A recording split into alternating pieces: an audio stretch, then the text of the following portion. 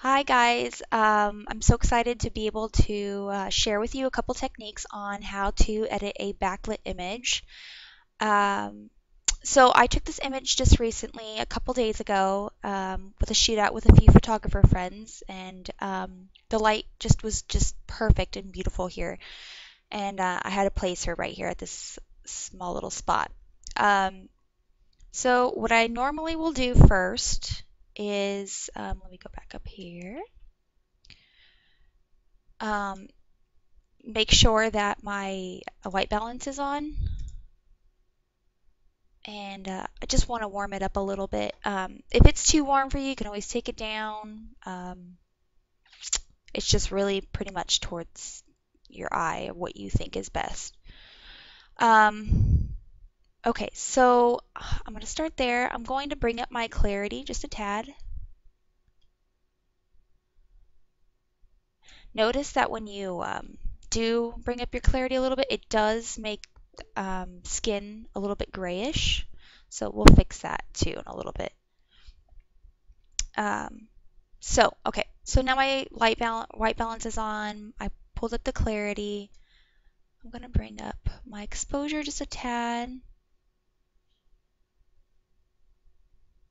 I'm going to be straight with you guys. I did this shot quite quickly. I just still love it so much, but my focus was not on their face. I couldn't get a lock on my focusing on my autofocus, so I focused more down at her skirt. So, because sometimes with the sun, you won't be able to lock focus, and for some reason I just couldn't with my 35. So I wanted to get the shot, and the little girl was everywhere. So as fast as I could, I just snapped the shot. And to me, it doesn't take away from the moment. I still love it, so um, it's not something I would toss. Okay, so what I'm going to do also is I'm going to bring up my blacks a little bit.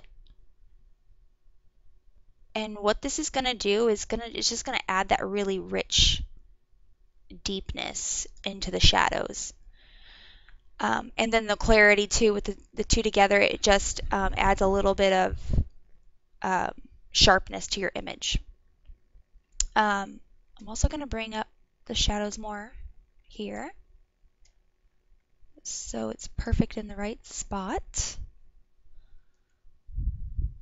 Let's see.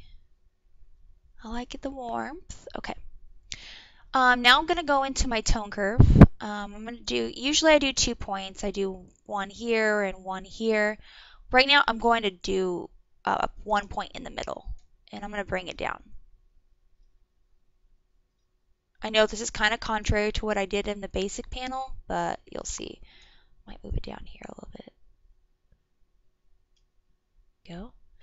And then I'm going to take this little guy right here, this point, and I'm going to bring it up. What it does, it just adds a little bit of a matte to the photo.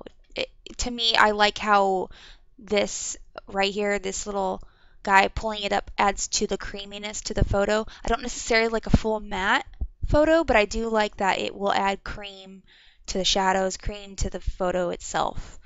Because I did bring up the clarity, and bringing up the clarity kind of makes everything a little bit more sharp. So I'm going to bring up in my color panel. You can see right here. I have it on saturation. I'm going to bring up my orange a little bit. It adds a little bit to their face because it took away when I added the clarity. And then I'm going to kind of play with my sliders here a little bit. I'm going to do the opposite. So I'm going to bring down my orange and get my yellow. Perfect. So you can totally see how the yellow just pops. I might need to add a little bit more orange for the face.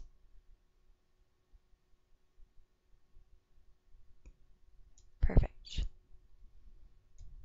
Might add a little magenta in there too.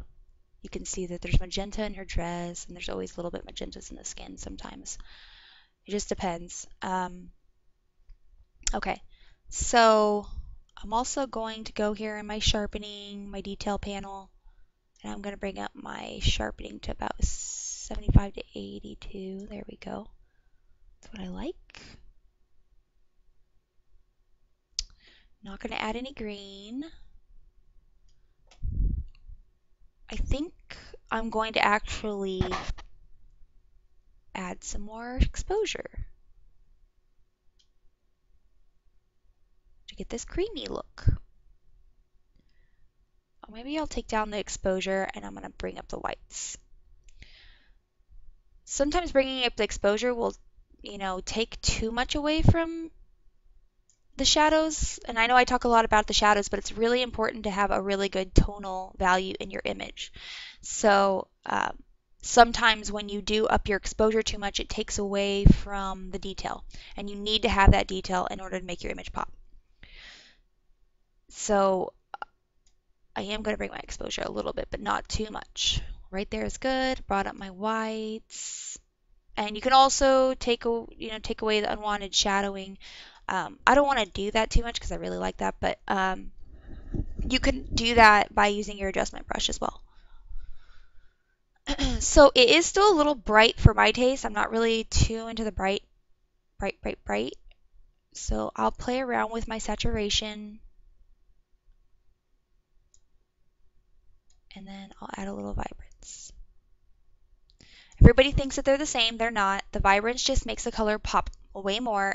And even though saturation does that as well, the saturation adds so much more color than a vibrance. So I like to play with the vibrance a little bit more than I do the saturation.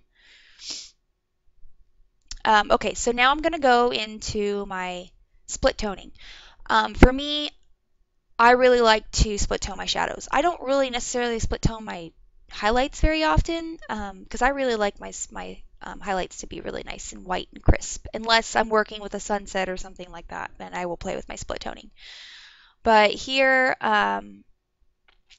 with my shadows, I'm going to kind of click around. I want to keep like a very different spring feel to it, and to me, by adding a little magenta to the shadows, gives that creamy overall fairy tale look to me. Now, I always keep it down real low because the higher you go, obviously, the more it adds to the photo. So I added a little bit of that. You can tell inside the, on the dirt here and stuff that the shadows have a bit more magenta in them. So just play with that. Let's see, what else would I do to this image? Because to me, might need a little bit more. Okay, so pretty much from here, what I would do is I would directly send this into Photoshop, and then I would finish it off. Most of the time, I just do everything in Lightroom, but there's some things that I like to add in Photoshop, and that's what I'm going to do here. So hopefully it'll switch over for me. Maybe it won't. Anyways, so what I would do in Photoshop is pretty much I would just play more with the basic panel in Photoshop and add a little bit more shadowing here and there.